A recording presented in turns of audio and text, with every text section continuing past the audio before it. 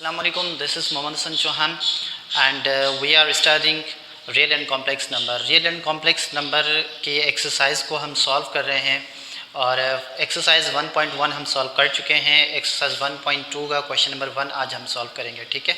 तो question 1 and 2 जो है हम इस वीडियो में सॉल्व करेंगे और बाकी नेक्स्ट इंशाल्लाह।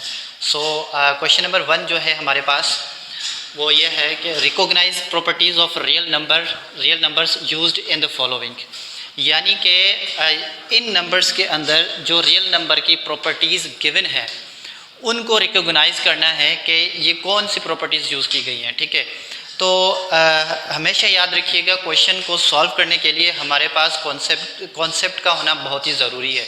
तो प्रॉपर्टीज़ ऑफ नंबर पर मैंने बड़ी डिटेल के साथ जो है लेक्चर बनाया हुआ है, लिंक मैं डिस्क्रिप्शन में दे दूंगा, आप देख लीजिएगा कॉन्सेप्शनली और उसके बाद जो है ये क्वेश्चन आपको सॉल्व करने में आसानी भी होगी। मैं यहाँ पर भी ट्राई करूँगा कि आसान से आसान करके आपको समझाऊँ, ठीक है। तो स्टार्ट करते हैं। तो क्वेश्चन नंबर 1 हमारे पास है 1/2 plus 2/3 is equals to 2/3 plus 1/2, ठीक है। ये किस कंडीशन में आ रहा है देखें। इस फर्स्ट नंबर को हम अगर कंसिडर करें, ये हमारे पास a हो जाएगा और प्लस ये हमारे पास b हम कंसिडर कर लेते हैं, ठीक है। इज इक्वल्स टू ये सेम देखें यहाँ पे क्या आ रहा है 2/3 है, पहले आ रहा है तो हम क्या करते हैं यहाँ पे b और प्लस a, ठीक है। इन्हीं नंबर्स को हम जो है रीअरेंज कर रहे हैं। तो जब भी हम a प्लस b और b प्लस a वाली कंडीशन आती है तो इसको हम बोलते हैं commutative property of a number, ठीक है। तो पहली जो हमारे पास प्रॉपर्टी है इन नंबर में जो यूज़ की गई है that is commutative property of real numbers या फिर कम्यूटेटिव प्रॉपर्टी ऑफ एडिशन, क्योंकि यहाँ पे एडिशन इस्तेमाल किया गया है, ठीक है, यूज़ की गई है ऑपरेशन में। तो हम लिखेंगे यहाँ पे commutative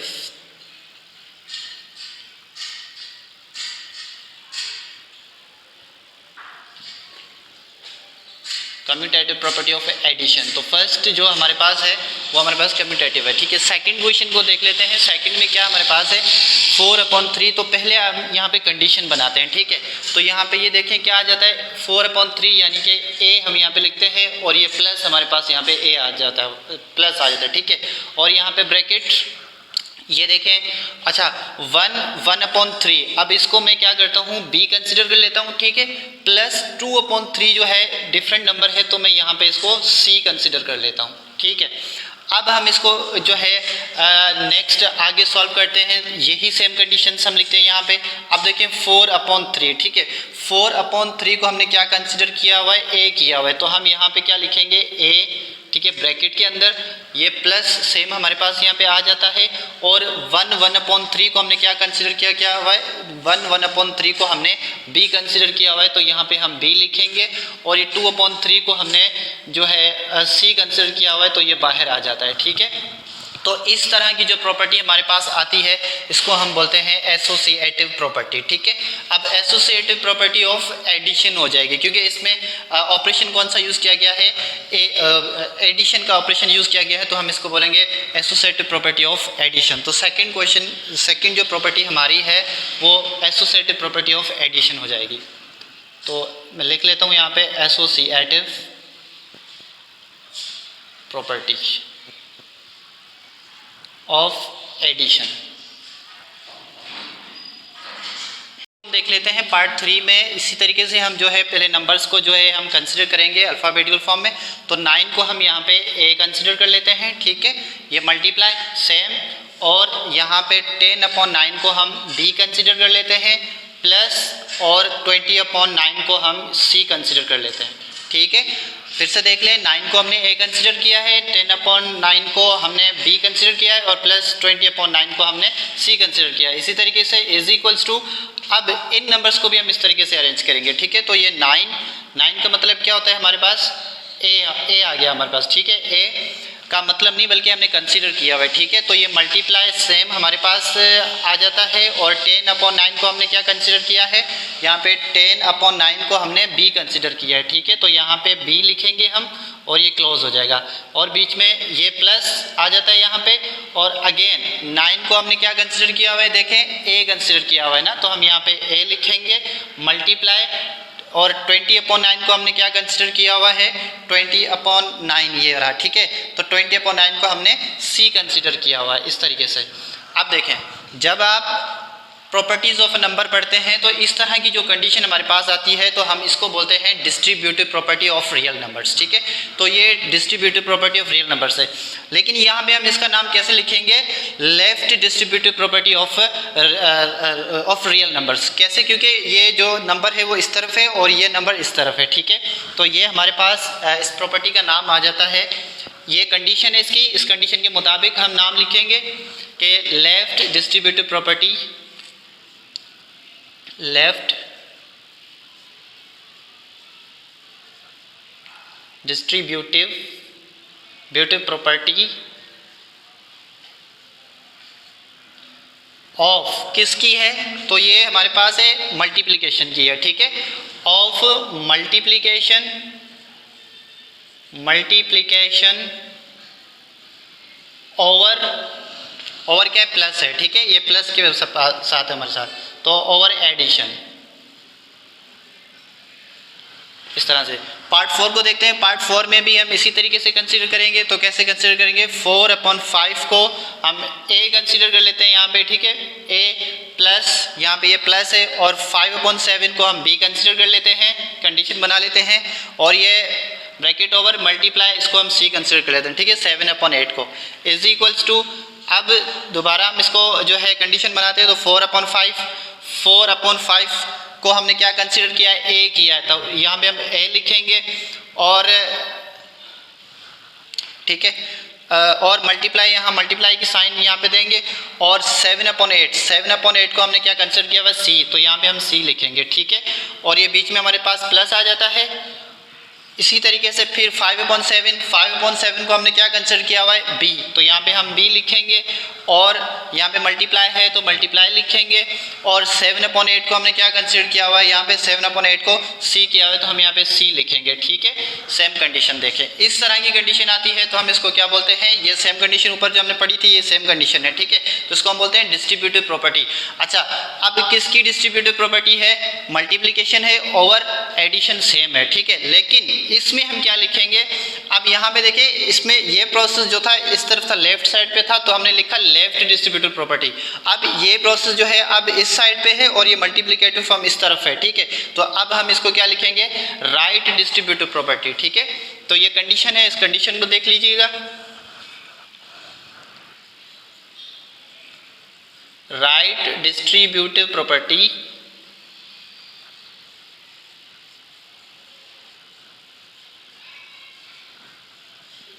of multiplication over addition. तो ये हो गए हमारे 4 पार्ट, ठीक है। 5वें पार्ट को हम देख लेते हैं, 5th पार्ट को सेम इसी तरीके से पहले कंसीडर करेंगे। तो a को यहाँ पे जो है हम 7/5 को हम a कंसीडर करते हैं माइनस, और 3/5 को हम b कंसीडर करते हैं, ठीक है।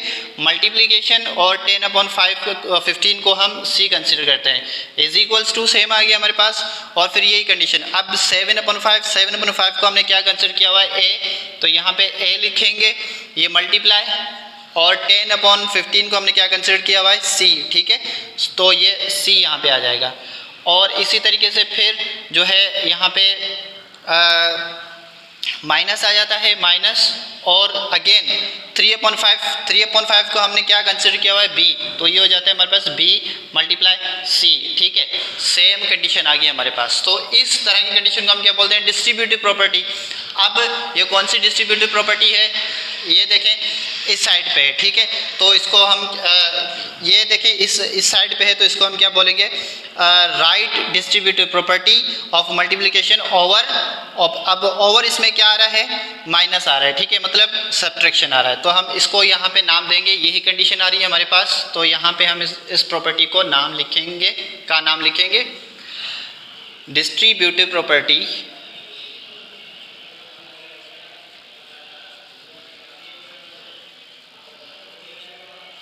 डिस्ट्रीब्यूटिव प्रॉपर्टी ऑफ मल्टीप्लिकेशन, ठीक है। मल्टीप्लिकेशन स्पेलिंग को आप देख लीजिएगा, मल्टीप्लिकेशन ओवर सब्ट्रैक्शन। यहाँ पे मैं एक चीज़ भूल गया हूँ, वो ये है कि यहाँ पे हमने क्या लिखना है, राइट, ठीक है। Right distributive property of multiplication over subtraction, ये ऊपर लिखा हुआ है तो आप इसी कॉन्सेप्ट से लिख लीजिएगा, ठीक है। पार्ट 6 को हम देख लेते हैं। 6 को भी हम इस तरह से कंसिडर करेंगे, तो डी अपॉन सी को हम ए कंसिडर कर लेते हैं, ये मल्टीप्लाई ई अपॉन एफ को हम बी कंसिडर कर लेते हैं इज इक्वल्स टू, ठीक है। अब ई अपॉन एफ पहले आ रहा है तो हम यहाँ पे क्या लिखेंगे, बी को पहले लिख लेते हैं, मल्टीप्लाई ए को बाद में लिख लेते हैं, ठीक है। तो ये जो प्रॉपर्टी हमारे पास है, इस प्रॉपर्टी को हम क्या बोलते हैं, कम्यूटेटिव प्रॉपर्टी, ठीक है। अब ये कम्यूटेटिव प्रॉपर्टी किसकी है, मल्टीप्लिकेशन की है, तो इस प्रॉपर्टी को हम नाम देंगे कम्यूटेटिव प्रॉपर्टी,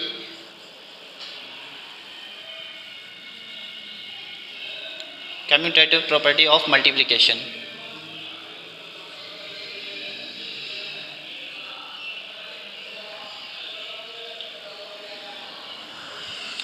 7 पार्ट को देख लेते हैं। अब इसको भी सेम तरीके से पहले हम इसकी कंडीशन को बनाएंगे, फिर जो है सॉल्व करेंगे। तो यहाँ पे 11 को हम ए कंसिडर कर लेते हैं, multiply,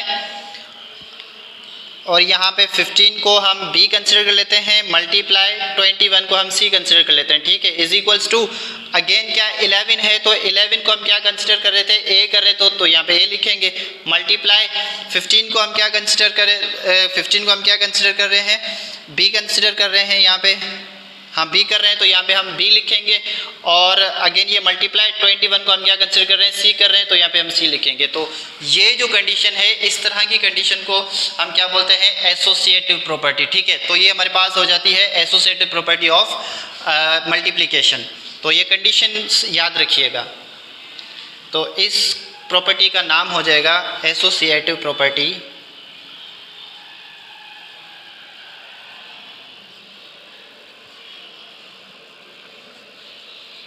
associative property of multiplication. As per book जो आपके आंसर है, मैं वही आंसर जो है वो लिख रहा हूँ, ठीक है। अच्छा, अब ये पार्ट 8 को हम देख लेते हैं। 8 पार्ट हमारे पास क्या आ जाता है, 2/11, तो 2/11 मल्टीप्लाई 11/2, ठीक है। और अब यहाँ पे देखें, इनको अगर हम सॉल्व करेंगे, ठीक है, ये है हमारे पास 11/2 multiply 2/11 is equals to 1। Answer क्या आया हुआ है हमारे पास, 1 आया हुआ है, ठीक है।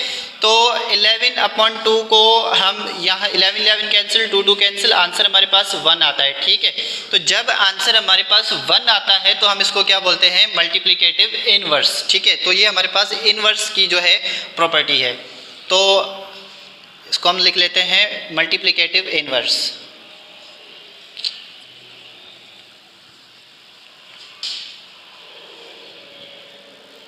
मल्टीप्लिकेटिव इनवर्स, इसके 4 पार्ट मजीद हैं, उनको भी देख लेते हैं।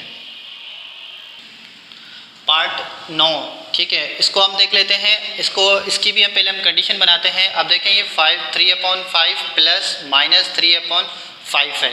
अब ये यहाँ पे अगेन -3/5 प्लस 3/5, तो ये क्या है, इस प्रॉपर्टी को हम कौन सा नाम देते हैं, ठीक है। तो ये इस तरह की प्रॉपर्टी को हम बोलते हैं एडिटिव इनवर्स, एडिटिव इनवर्स। इसकी डिटेल मैंने जो है प्रॉपर्टीज़ ऑफ रियल नंबर्स का जो लेक्चर है वो देख लीजिएगा, आपको पता चल जाएगा कि जो है एडिट इनवर्स कैसे है, ठीक है। मतलब अगर कोई नंबर है मेरे पास 3 है, तो मैं कौन सा नंबर इसमें ऐड करूँ कि आंसर मुझे जो है वो 0 मिले, तो वो ऑब्वियसली जो है वो क्या आंसर आता है, -3 होता है। तो इसी तरीके से देखें, ये 3/5 है, तो -3/5 इसमें ऐड किया तो आंसर क्या आ गया, हमारे पास 0 आ जाता है, ठीक है। तो इसको हम बोलते हैं एडिटिव इनवर्स, इस प्रॉपर्टी को नाम देते हैं।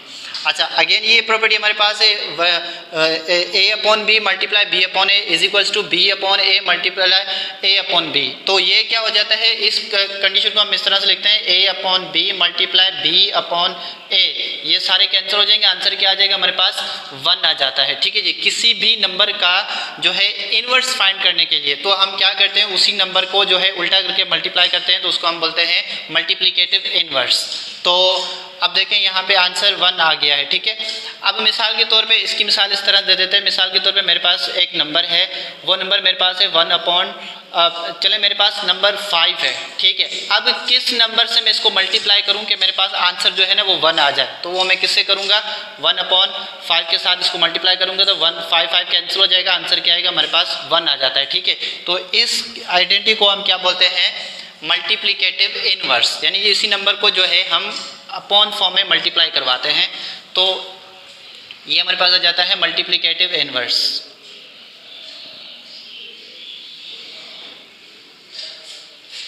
मल्टीप्लिकेटिव इनवर्स, ठीक है। अच्छा, ये इस कंडीशन को देख लें, अगेन ए कंसिडर कर लेते हैं हम इसको जो है। अच्छा, ये मैंने इसके 4-5 क्वेश्चंस जो है वो पहले भी हमने जो सॉल्व किए हुए हैं, तो इसको हम बोलते हैं डायरेक्टली, इसका नाम लिख लेते हैं, इसको हम बोलते हैं left distributive property, left distributive property of multiplication, ठीक है। ये मल्टीप्लिकेशन की है क्योंकि यहाँ पे मल्टीप्लाई लिखा हुआ है, ठीक है। मल्टीप्लिकेशन ओवर, अच्छा ओवर किस पे है, सब्ट्रैक्शन, तो यहाँ पे हम सब्ट्रैक्शन लिख लेंगे, सब्ट्रैक्शन। जस्ट प्रॉपर्टीज़ का नाम ही बताना है। अच्छा, ये कंडीशन से हमारे पास रेडिकल 2/3 मल्टीप्लाई 3/रेडिकल 2 इज इक्वल्स टू, इसी को हमने रीअरेंज करके लिखा है, आंसर क्या हमारे पास 1 आया है, ठीक है। यही सेम कंडीशन मेरे पास नंबर है 2/3, मैं इसको किस नंबर के साथ मल्टीप्लाई करूं कि मेरे पास आंसर जो है ना वो 1 आ जाए, तो हम क्या करेंगे, इसी नंबर को इन्वर्स कर देंगे, ठीक है। कैसे, 3/2, तो अब क्या होगा, 3 कैंसिल, 2 कैंसिल, आंसर 1 आ जाता है। जब आंसर हमारे पास 1 आ जाता है तो हम इस आइडेंटिटी को क्या बोलते हैं, मल्टीप्लिकेटिव। ये हमारे पास है मल्टीप्लिकेटिव इन्वर्स, तो ये मल्टीप्लिकेटिव इन्वर्स,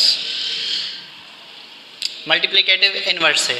तो क्वेश्चन नंबर 2 को भी हम इसी वीडियो में डिस्कस कर लेते हैं। करने के लिए पहले हम इनकी कंडीशंस बनाएंगे और उसके बाद जो है जो ब्लैंक से उनको हम फिल करेंगे, ठीक है। क्वेश्चन को रीड कर लेते हैं कि fill the correct real numbers in the following to make the real numbers property correct, यानी कि ये बॉक्स जो है इनको हम फिल करेंगे और हमें बतानी है कि ये प्रॉपर्टी जो है वो करेक्ट है, ठीक है। तो क्वेश्चन नंबर 1 को हम देखेंगे, पहले इसकी जो है कंडीशन हम बनाते हैं, ठीक है। अब देखिए यहाँ पे रेडिकल 2/5 है, तो रेडिकल 2 को मैं यहाँ पे ए कंसिडर करता हूँ, अपॉन और 5 को बी कंसिडर करता हूँ, ठीक है। ये प्लस सेम यहाँ पे लिखते हैं हम, और 3 को हम जो है यहाँ पे सी बोल देते हैं और यहाँ पे रेडिकल 6 को हम डी बोल देते हैं, ठीक है। इज इक्वल्स टू सेम आ जाता है हमारे पास, यही कंडीशन यहाँ पे लिखते हैं। तो देखें रेडिकल 6 को हमने क्या कंसिडर किया हुआ है, यहाँ पे डी किया हुआ है, ठीक है। तो हम यहाँ पे डी लिखते हैं, इसके ऊपर बॉक्स है तो हम यहाँ पे बॉक्स लिखेंगे, ठीक है। और प्लस सेम यहाँ पे जो है 2/5 को हमने क्या कंसिडर किया हुआ है, A/B, तो यहाँ पे A/B। अब यहाँ पे देखें मिस क्या है हमारे पास, C मिस है, तो C जो मिस है हमारे पास, तो यहाँ पे हम जो है C लिखते हैं। तो देखें यहाँ पे C कौन सा नंबर आ रहा है, C क्या है, 3 है, ठीक है। तो हम यहाँ पे कौन सा नंबर पुट करेंगे, 3 पुट करेंगे। फिर इस क्वेश्चन की हम कंडीशन बनाएंगे, तो इस क्वेश्चन की कंडीशन हम कैसे बनाएंगे, तो यहाँ पे A/B 7A और 10 को हमने B कंसीडर किया, ये प्लस लिखा है यहाँ पे, ठीक है। ये ब्रैकेट इसको हमने C का नाम दिया और जो बॉक्स है, ठीक है, यहाँ पे चलो बॉक्स है तो यहाँ पे हम इसको बॉक्स ही बना देते हैं। प्लस यहाँ पे 16 को हमने जो है 16 को हम जो है नाम दे रहे हैं यहाँ पे इसको CD, यहाँ पे E और F, ठीक है। तो अपॉन और फिर इज इक्वल्स टू, अब 7 अपॉन ये देखें बॉक्स आ रहा है, ठीक है। 7 क्या है हमारे पास, A है और नीचे क्या हमारे पास B, तो यहाँ पे हम B लिखेंगे, ठीक है।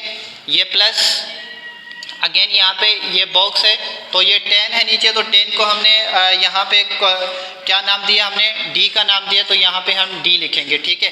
प्लस अगेन यहाँ पे 16 को हमने किसका नाम दिया हुआ है, यहाँ पे देखें 16 है हमारे पास, ये E है, तो हम यहाँ पे E लिखेंगे अपॉन, और बॉक्स खाली बॉक्स है तो यहाँ पे 16 के नीचे जो है वो नंबर क्या है हमारे पास 33 है, तो हमने इसको क्या लिखा हुआ है यहाँ पे F लिखा हुआ है, ठीक है।